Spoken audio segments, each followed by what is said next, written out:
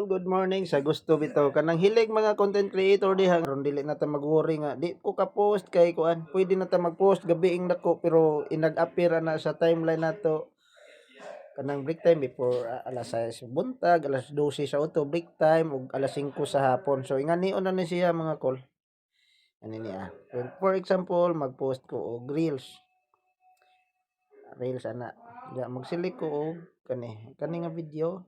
Okay, next nya abot diri na ay scheduling isa ra to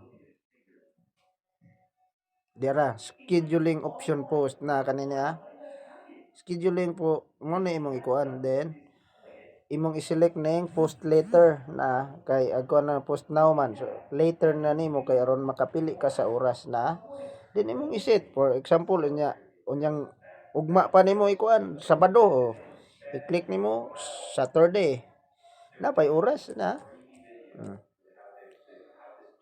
Nagkuan mo ugma na sa alas 7 sa buntag. Butang kag alas 5 kuan. Alas 7:30 sa buntag nimo gustong ma-post ugma di okay nimo.